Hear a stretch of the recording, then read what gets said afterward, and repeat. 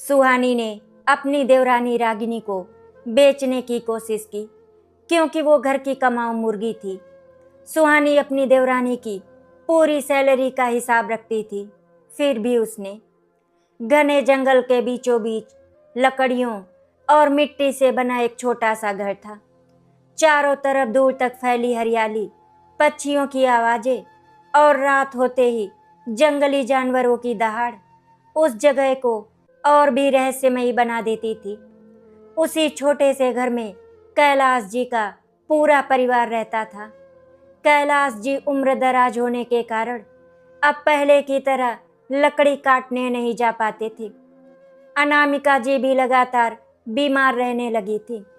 राहुल जंगल से लकड़ियां काट कर बेचता था, लेकिन उसकी कमाई इतनी नहीं थी कि पूरे परिवार का खर्च आराम से चल सके। दूसरी ओर गौरव पढ़ा लिखा तो था, पर जंगल के इस इलाके में कोई काम नहीं मिलता था। ऐसे में पूरे घर का सबसे बड़ा सहारा बनी थी रागिनी, जिसने रोज कई किलोमीटर पैदल चलकर शहर की एक छोटी सी कंपनी में नौकरी शुरू कर दी थी। उसकी मेहनत की कमाई से ही घर का राशन आता, दवाइयाँ खरीदी जाती और सबकी ज़रूरतें पूरी होती। लेकिन यही बात धीरे धीरे इस घर के रिश्तों में जहर घोलने लगी। शुरुआत में सुहानी रागिनी की बहुत तारीफ करती थी। वो हर किसी से कहती कि मेरी देवरानी ने इस घर की किस्मत बदल दी। लेकिन धीरे धीरे उसकी बातों का लहजा बदलने लगा। अब वो मुस्कुरा कर कहती, रागिनी तो हमारी कमाऊ मुर्गी है। जब तक ये नौकरी करती रहेगी तब तक इस घर में चूल्हा जलता रहेगा। पहले सभी से मजाक समझते थे, लेकिन रागिनी के दिल में ये शब्द तीर की तरह चुभते थे। उसे महसूस होने लगा कि उसकी मेहनत की नहीं, उसकी कमाई की इज्जत हो रही है। हर महीने की पहली तारीख को जैसे ही उसकी तनख्वाह आती, सुहानी सबसे पहले पूछती, इस बार कितनी सैलरी मिली, बोनस मिला या नहीं, खर्च का हिसाब तो देना पड़ेगा। रागिनी बिना कुछ कहे अपनी पूरी तनख्वाह अनामिका जी के हाथ पर रख देती। उसे लगता था कि परिवार है तो सबका हक है, लेकिन सुहानी के मन में कुछ और ही चल रहा था। वो धीरे धीरे पूरे घर को यही समझाने लगी कि अगर रागिनी नौकरी छोड़ दे तो ये घर भूखा मर जाएगा। राहुल भी अपनी पत्नी की बातों में आने लगा। उसे लगने लगा कि छोटी बहू की वजह से ही घर चल रहा है, और यही बात उसके आत्मसम्मान को भीतर ही भीतर चोट पहुंचाने लगी। एक शाम रागिनी हमेशा की तरह थकी हुई घर लौटी। पूरे दिन की नौकरी और फिर कई किलोमीटर पैदल चलने से उसके पैरों में सूजन आ गई। लेकिन घर पहुंचते ही सुहानी ने दरवाजे पर खड़े होकर कहा, अरे कमाऊ मुर्गी आ गई, जल्दी हाथ मुंह धो लो और रसोई में लग जाओ, तेरे आने का ही तो इंतजार हो रहा था। रागिनी ने मुस्कुराने की कोशिश की, लेकिन उसकी आंखों में दर्द साफ दिखाई दे रहा था।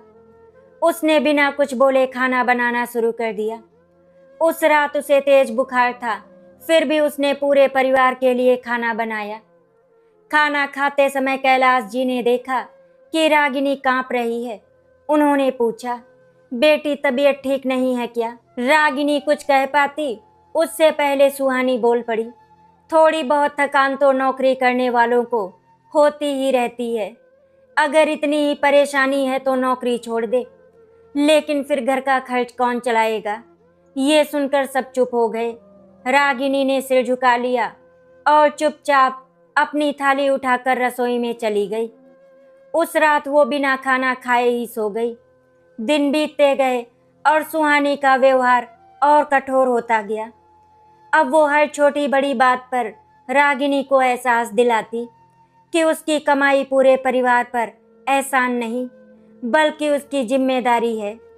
कभी वो उसके लिए नए कपड़े नहीं खरीदने देती, कभी उसकी ज़रूरतों को बेकार बता देती, लेकिन खुद हर महीने अपनी पसंद की चीज़ें खरीद लेती। गौरव कई बार अपनी पत्नी का दर्द समझता, मगर बड़े भाई और परिवार के सम्मान के कारण चुप रह जाता। उसे लगता था कि समय के साथ सब ठीक हो जाएगा, मगर उसे क्या ही पता था कि ये चुप्पी एक दिन पूरे परिवार को बिखेरने वाली है। एक दिन कंपनी में रागिनी को अतिरिक्त काम करना पड़ा। वो देर रात घर पहुंची। रास्ते में जंगल बिल्कुल सुनसान था।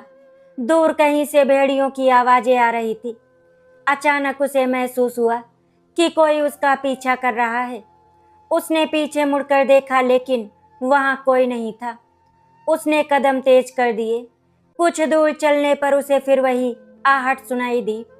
अब उसके दिल की धड़कन तेज हो गई। तभी पेड़ों के पीछे से किसी की परछाई दिखाई दी। वो डर के मारे दौड़ने लगी। किसी तरह घर पहुंची तो उसका चेहरा सफेद पड़ चुका था। उसने घबराकर दरवाजा बंद किया। सबने पूछा क्या हुआ, लेकिन वो कुछ नहीं बोल पाई। थोड़ी देर बाद उसने सिर्फ इतना कहा कि शायद कोई उसका पीछा कर रहा था। सुहानी ने उसकी बात सुनकर हंसते हुए कहा, इतनी भी कोई खास नहीं है तू कि कोई तेरे पीछे पड़ेगा। जरूर अंधेरे में तुझे वहम हुआ होगा। लेकिन कैलाश जी के चेहरे पर चिंता साफ दिखाई दे रही थी।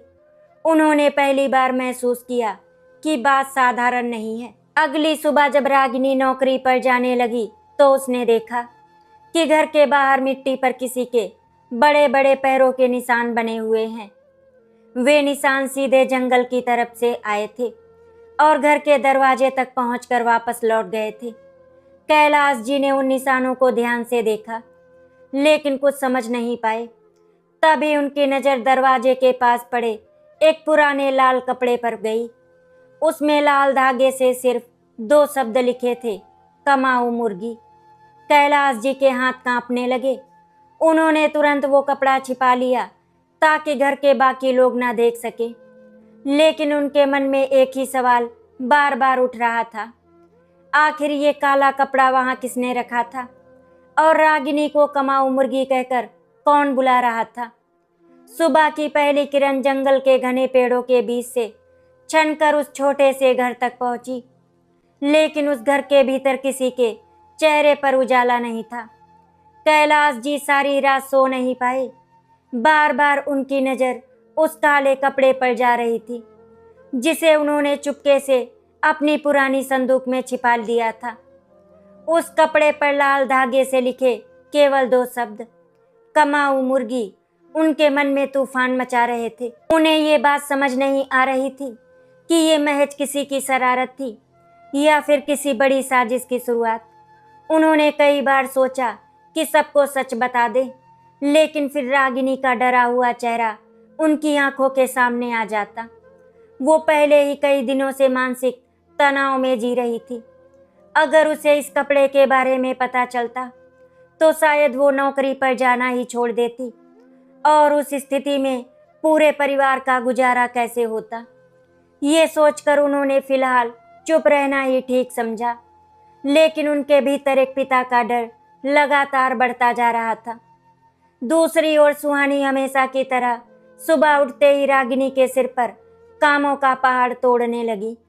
उसने बिना ये देखे कि रागिनी पूरी रात ठीक से सो भी नहीं पाई थी, उसे पानी भरने, चूल्हा जलाने, खाना बनाने और फिर समय पर नौकरी के लिए निकलने का आदेश दे दिया।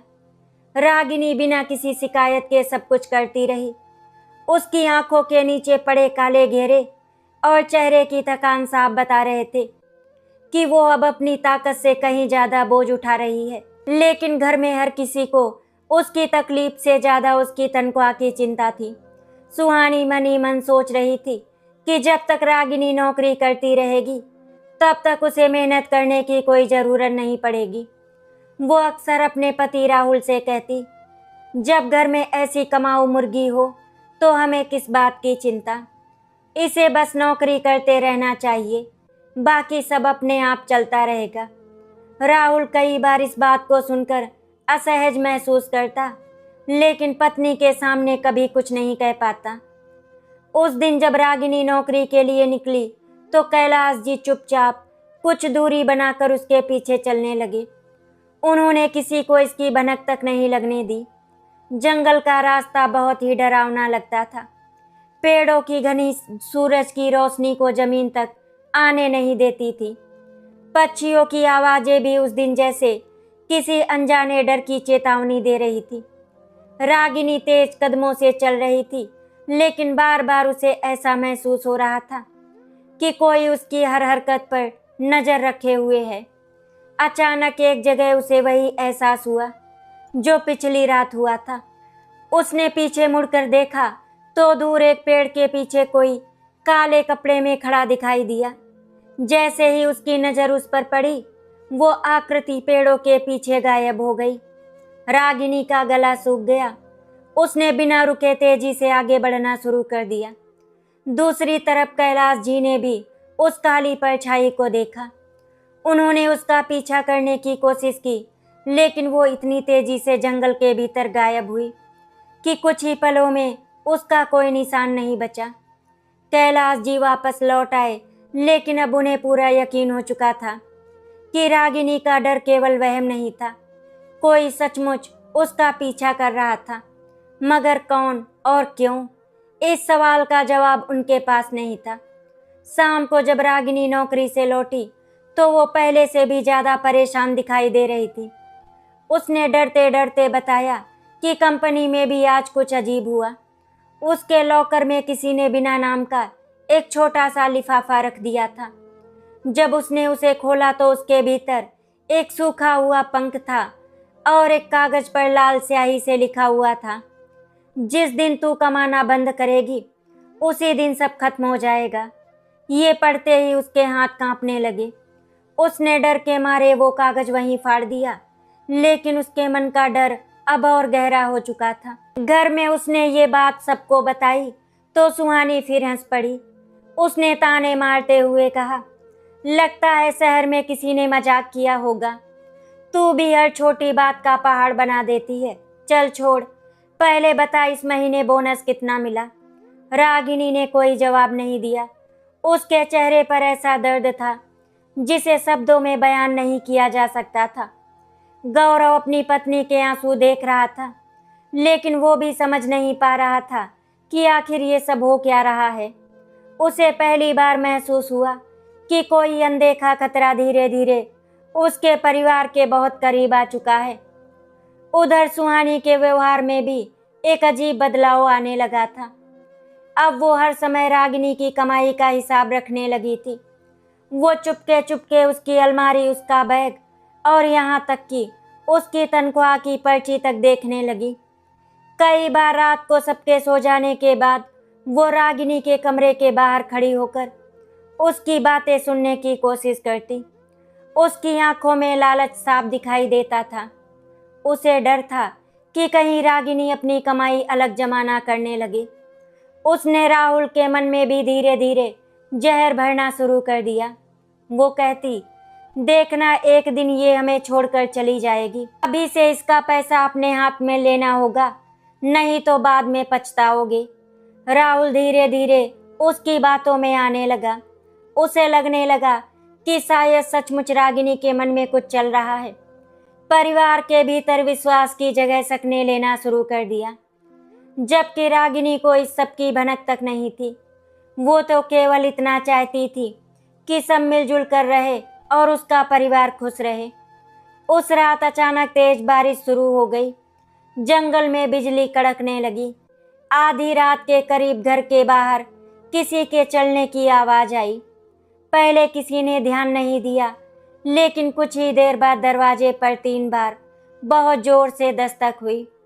पूरा परिवार घबरा कर उठ बैठा। राहुल ने दरवाजा खोलने की कोशिश की, लेकिन कैलाश जी ने उसे रोक दिया। कुछ देर तक सन्नाटा छाया रहा। फिर बाहर से किसी के धीमे कदमों की आवाज दूर तक जाती सुनाई दी।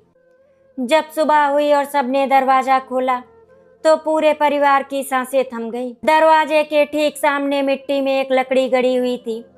उस लकड़ी पर एक टूटी हुई मुर्गी की मिट्टी की मूर्ति लटक रही थी और उसके गले में वही लाल धागा बंधा हुआ था। नीचे मिट्टी पर किसी ने कोयले से बड़े अक्षरों में लिखा था, कमाऊ मुर्गी अब ज्यादा दिन पिंजरे में नहीं रहेगी। ये पढ़ते ही रागिनी के पैरों तले जमीन खिसक गई।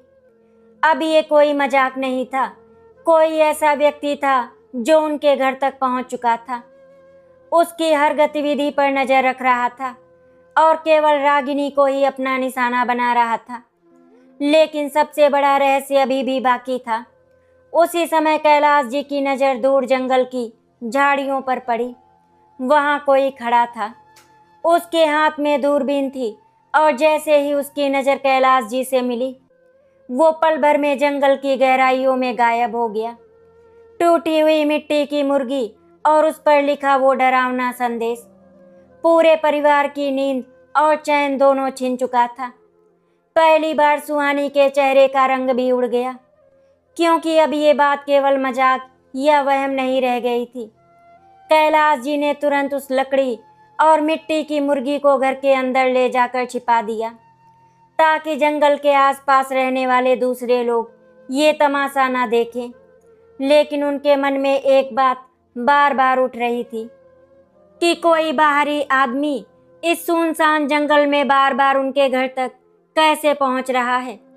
उसे कैसे पता कि रागिनी कब घर से निकलती है और कब लौटती है, और उसकी कमाई से ही इस घर का खर्च चलता है। इसका मतलब साफ था कि या तो कोई बहुत दिनों से इस परिवार पर नजर रखे हुए था, या फिर कोई ऐसा व्यक्ति था जो घर की हर छोटी बड़ी बात बाहर पहुंचा रहा था। उसी दिन कैलाश जी ने बिना किसी को बताए जंगल के पुराने चौकीदार भीखू से मिलने का निश्चय किया। भीखू पिछले 30 वर्षों से उस जंगल में रह रहा था और जंगल के कोने कोने से परिचित था। जब कैलाश जी ने उसे सारी बातें बताई तो भीखू का चेहरा अचानक गंभीर हो गया।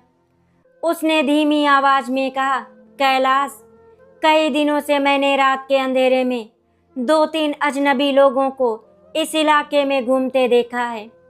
वे तुम्हारे घर की तरफ आते हैं और फिर बिना किसी से मिले वापस जंगल में चले जाते हैं। मैंने एक दिन उनका पीछा भी किया था, लेकिन वे पुराने खंडहर की तरफ जाकर गायब हो गए। उस खंडहर में वर्षों से कोई नहीं रहता। गांव के लोग कहते हैं कि वहां केवल चमगादड़ और जंगली जानवर ही रहते हैं, लेकिन मुझे लगता है कि वहां कोई इंसान भी छिपकर रह रहा है। ये सुनकर कैलाश जी के पैरों तले जमीन खिसक गई। अब उन्हें पूरा यकीन हो चुका था कि कोई बहुत बड़ी साजिश उनके परिवार के चारों ओर बुनी जा रही है। उधर घर में सुहानी का व्यवहार बाहर से तो थोड़ा बदल गया था, लेकिन उसके मन का लालच अब पहले से भी ज़्यादा बढ़ चुका था। उसने महसूस किया कि डर की वजह से अगर रागिनी नौकरी छोड़ देगी तो घर की आमदनी बंद हो जाएगी। इसीलिए उसने एक नई चाल चली। उसने रागिनी से मीठी बातें करनी शुरू कर दी। वो उसके लिए चाय बनाने लगी, उसकी तबीयत पूछने लगी और सबके सामने उसका पक्ष लेने लगी। रागिनी को लगा कि शायद बड़ी भाभी का दिल बदल गया है। उसने भी पुराने ताने भूलकर उन्हें सम्मान देना शुरू कर दिया। लेकिन सुहानी के मन में कुछ और ही चल रहा था। एक रात जब सब लोग सो चुके थे, वो चुपके से रागिनी के कमरे में गई। उसने अलमारी खोली और रागिनी के सारे कागज, बैंक की पासबुक, नौकरी के दस्तावेज और वेतन की पर्चियां देखने लगी। तभी उसे एक फाइल मिली जिसमें कंपनी की तरफ से रागिनी को प्रमोशन देने और अगले महीने से उसकी तनख्वाह 2 गुनी करने का पत्र लिखा था। वो पत्र पढ़ते ही सुहानी की आंखों में लालच चमक उठा। उसने तुरंत वो पत्र अपनी साड़ी में छिपा लिया और बिना किसी को बताए वापस अपने कमरे में आ गई। पूरी रात वो यही सोचती रही कि अगर रागिनी को प्रमोशन मिल गया तो उसकी अहमियत इस घर में और बढ़ जाएगी। फिर शायद कैलाश जी और अनामिका जी सारी संपत्ति भी उसी के नाम कर दे। उसके भीतर का स्वार्थ अब इंसानियत की सारी सीमाएं पार कर चुका था। अगले दिन रागिनी हमेशा की तरह नौकरी के लिए निकल गई, लेकिन रास्ते में उसे फिर वही अजीब एहसास हुआ कि कोई उसका पीछा कर रहा है। उसने हिम्मत करके अचानक पीछे मुड़कर देखा। इस बार उसे दूर पेड़ों के बीच एक आदमी साफ दिखाई दिया। उसके चेहरे पर काला कपड़ा बंधा था और हाथ में दूरबीन थी। जैसे ही रागिनी ने उसे देखा, वो आदमी भागने लगा। रागिनी भी डरते हुए चिल्लाई, लेकिन जंगल इतना घना था कि उसकी आवाज़ दूर तक नहीं पहुंची। उसी समय संयोग से गौरव किसी काम से उसी रास्ते से आ रहा था। उसने रागिनी को घबराई हुई हालत में देखा तो तुरंत उस आदमी के पीछे दौड़ा। कई मिनट तक पीछा करने के बाद वो आदमी जंगल के पुराने खंडहर में घुस गया। गौरव भी उसके पीछे अंदर जाने ही वाला था कि अचानक पीछे से किसी ने उसके सिर पर जोरदार वार कर दिया। उसकी आंखों के सामने अंधेरा छा गया और वो वहीं बेहोश होकर गिर पड़ा। जब उसे होश आया तो शाम हो चुकी थी। वो किसी तरह लड़खड़ाते हुए घर पहुंचा। उसके सिर से खून बह रहा था। ये देखकर अनामिका जी रोने लगी और रागिनी की हालत भी खराब हो गई। गौरव ने कांपती आवाज में केवल इतना कहा, वो आदमी अकेला नहीं था, वहां कई लोग थे और वे लोग दूसरे घर की हर बात जानते हैं। ये सुनते ही पूरे घर में सन्नाटा छा गया। गौरव की ये बात सुनकर पहली बार राहुल भी पूरी तरह डर गया। उसे समझ में नहीं आ रहा था कि आखिर कोई बाहरी आदमी उनके परिवार की इतनी निजी बातें कैसे जान सकता है। उसी रात जब सब लोग गौरव की मरहम पट्टी कर रहे थे, कैलाश जी चुपचाप बाहर निकले। उन्हें लगा कि शायद कोई फिर आसपास हो। उन्होंने धीरे धीरे घर के पीछे जाकर देखा तो पेड़ों के पीछे किसी की हल्की सी परछाई दिखाई दी। इस बार उन्होंने बिना डरे उसका पीछा किया। वो परछाई जंगल के उसी पुराने खंडहर तक पहुंची जहां गौरव पर हमला हुआ था। कैलाश जी धीरे धीरे टूटी हुई दीवार के पास पहुंचे। अंदर से कुछ लोगों की आवाजें आ रही थी। वे लोग धीमी आवाज में बातें कर रहे थे।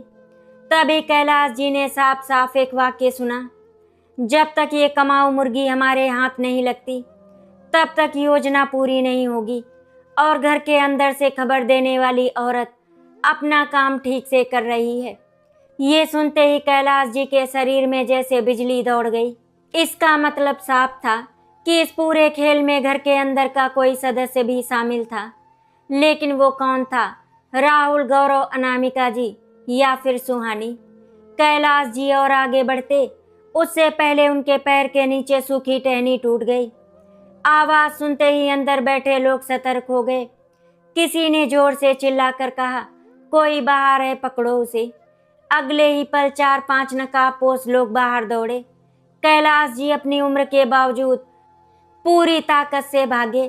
किसी तरह जान बचाकर वो घर पहुंचे, लेकिन उन्होंने किसी को कुछ नहीं बताया।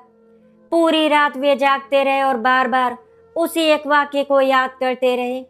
घर के अंदर से खबर देने वाली औरत। सुबह हुई तो घर का माहौल पहले से भी ज्यादा भारी था। रागिनी नौकरी पर जाने की तैयारी कर रही थी। उसने जैसे ही अपना बैग उठाया उसे महसूस हुआ कि उसका बैग पहले से कुछ भारी है। उसने बैग खोला तो उसके अंदर एक छोटा सा डिब्बा रखा हुआ था। सबकी मौजूदगी में उसने कांपते हाथों से डिब्बा खोला। डिब्बा खुलते ही अनामिका जी की चीख निकल गई। उसके अंदर एक मरी हुई काली चिड़िया थी और उसके नीचे एक कागज रखा था जिस पर लाल स्याही से लिखा था, अब अगली बार कमाऊ मुर्गी की बारी है और इस बार उसे बचाने वाला घर में कोई नहीं होगा। रागिनी डर के मारे वहीं बेहोश होकर गिर पड़ी। लेकिन उसकी बेहोशी से पहले उसने एक ऐसी चीज देख ली थी जिसने पूरे रहस्य की दिशा बदल दी। जब वो जमीन पर गिर रही थी उसी क्षण उसकी नजर सुहानी के हाथ पर पड़ी। सुहानी की कलाई पर बिल्कुल वैसा ही लाल धागा बंधा हुआ था जैसा उन सभी धमकी भरे संदेशों में इस्तेमाल किया गया था। क्या ये केवल एक संयोग था या सचमुच सुहानी ही इस भयानक साजिश का हिस्सा थी? रागिनी जब बेहोश होकर जमीन पर गिरी तो पूरे घर में अफरा तफरी मच गई। अनामिका जी रोते हुए उसके चेहरे पर पानी के छींटे मारने लगी। गौरव अपनी पत्नी का सिर गोद में रखकर बार बार उसका नाम पुकार रहा था और राहुल घबराकर जंगल के वैद्य को बुलाने दौड़ पड़ा। केवल एक चेहरा ऐसा था जो बाहर से चिंता दिखा रहा था, लेकिन उसकी आंखों की गहराई में छिपा डर किसी और बात का था। वो थी सुहानी। उसे बार बार लग रहा था कि कहीं रागिनी ने बेहोश होने से पहले कुछ ऐसा तो नहीं देख लिया जिससे उसका वर्षों से बना हुआ भरोसा टूट जाए। कुछ देर बाद वैद्य ने रागिनी को होश में ला दिया। होश आते ही उसने घबराई हुई नजरों से पूरे कमरे को देखा। उसकी सांसें तेज चल रही थी। उसने गौरव का हाथ कसकर पकड़ लिया और कांपती आवाज में कहा, मुझे लगता है जो लाल धागा उन धमकी भरे संदेशों में था, वैसा ही धागा मैंने भाभी की कलाई पर देखा था। ये सुनते ही कमरे में ऐसा सन्नाटा छा गया कि बाहर पेड़ों पर बैठे पक्षियों की आवाज भी साफ सुनाई देने लगी। राहुल ने तुरंत गुस्से से अपनी पत्नी की तरफ देखा। सुहानी एक पल के लिए घबरा गई, लेकिन अगले ही क्षण उसने रोना शुरू कर दिया। वो जोर जोर से कहने लगी, क्या भर लाल धागा पहनने वाला अपराधी हो गया? ये धागा तो मैंने पिछले महीने मंदिर से बांधा था। छोटी बहू मुझे बदनाम करना चाहती है क्योंकि अब सब उसकी बात मानने लगे हैं। उसकी बातें सुनकर राहुल का गुस्सा कुछ शांत हुआ, लेकिन कैलाश जी की नजरें लगातार सुहानी के चेहरे पर टिकी हुई थी। उन्हें पहली बार महसूस हुआ कि सुहानी का डर किसी निर्दोष इंसान का डर नहीं, बल्कि पकड़े जाने का डर है। उसी रात कैलाश जी ने एक निर्णय लिया। उन्होंने किसी को कुछ बिना बताए गौरव को अपने कमरे में बुलाया और खंडहर में सुनी हुई पूरी बात बता दी। गौरव पहले तो ये सुनकर सन्न रह गया कि घर के अंदर से खबर देने वाली औरत का जिक्र उन लोगों ने किया था। फिर दोनों ने मिलकर एक योजना बनाई। अगले पूरे दिन घर के सामने कैलाश जी ने घोषणा कर दी कि रागिनी की तबीयत अब इतनी खराब हो गई है कि वो नौकरी छोड़ रही है। उन्होंने ये भी कहा कि कंपनी ने उसकी जगह किसी और को धोखे से रख लिया है और अब घर में कोई नियमित कमाई नहीं आएगी। ये सुनते ही सुहानी घर से बाहर दुखी होने का अभिनय करने लगी, लेकिन उसके चेहरे पर एक पल के लिए आई घबराहट कैलाश जी से छिप नहीं सकी।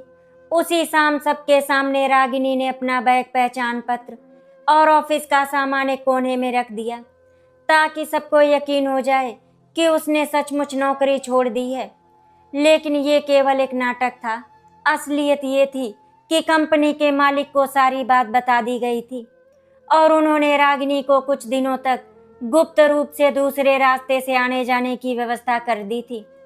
अब कैलाश जी केवल ये देखना चाहते थे कि अगर घर वालों को लगे कि रागिनी अब कमाऊ मुर्गी नहीं रही, तो आखिर किसका असली चेहरा सामने आता है। योजना के तीसरे ही दिन वो हुआ जिसकी किसी ने कल्पना भी नहीं की थी। आधी रात के समय जब पूरा परिवार सोने का नाटक कर रहा था, तभी सुहानी धीरे धीरे उठी। उसने बहुत सावधानी से दरवाजा खोला और जंगल की तरफ बढ़ने लगी।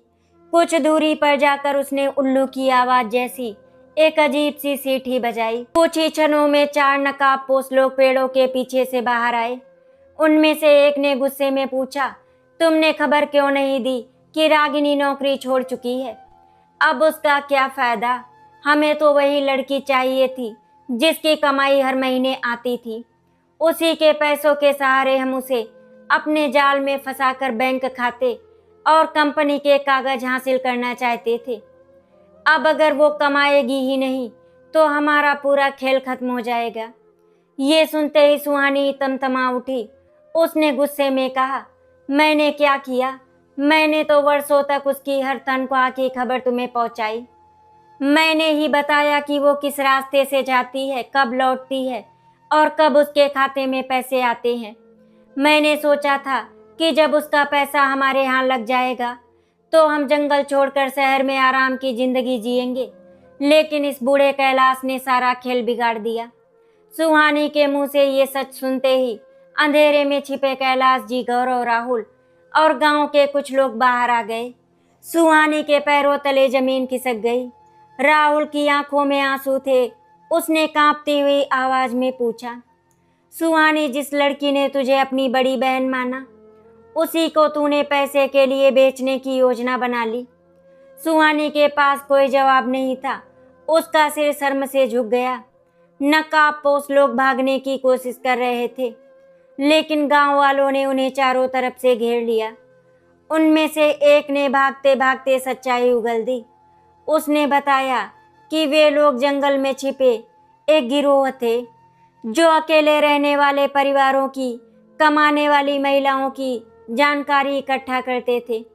पहले उन्हें डराकर मानसिक रूप से कमजोर किया जाता, फिर किसी बहाने उनका बैंक खाता, वेतन और पहचान संबंधी हथियार लिए जाते।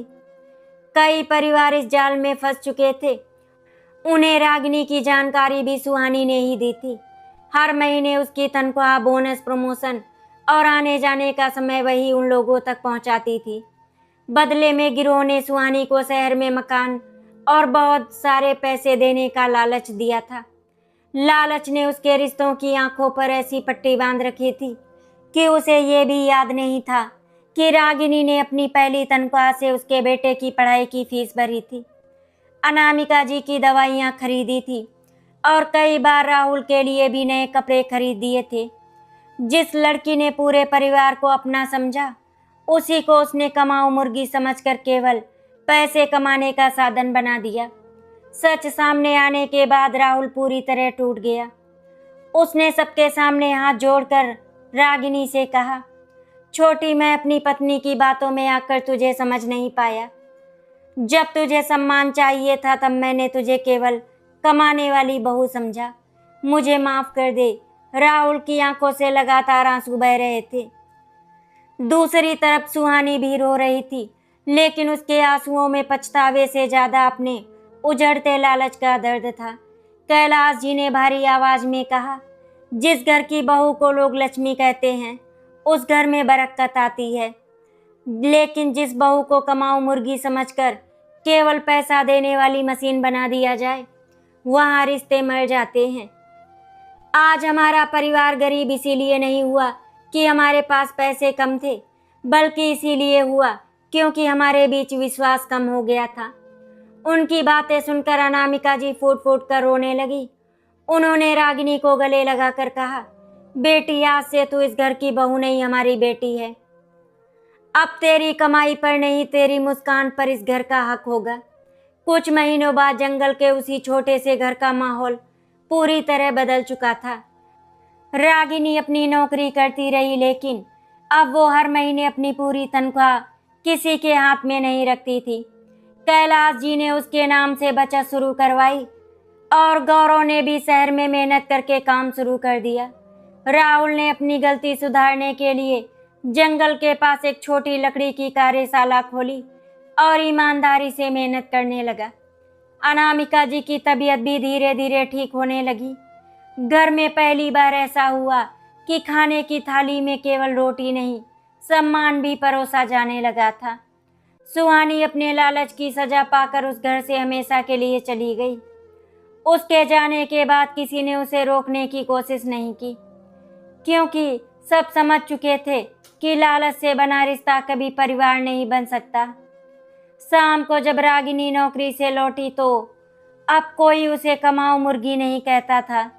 कैलाश जी मुस्कुराकर दरवाजे पर उसका इंतजार करते और कहते, आ गई हमारी बेटी, इस घर की लक्ष्मी। ये सुनकर रागिनी की आंखों से आंसू निकल आते, लेकिन इस बार उन आंसुओं में दर्द नहीं, अपनेपन की चमक होती थी। जंगल के बीच बसे उस छोटे से घर ने आखिरकार ये सीख ली थी कि परिवार किसी एक की कमाई से नहीं, बल्कि एक दूसरे के सम्मान, विश्वास और प्रेम से चलता है। आशा करती हूँ आपको हमारी कहानी अच्छी लगी होगी। अगर आपको हमारी कहानी अच्छी लगी तो वीडियो को लाइक एंड शेयर करें, चैनल को सब्सक्राइब करें। वीडियो देखने के लिए आप सभी का बहुत बहुत धन्यवाद।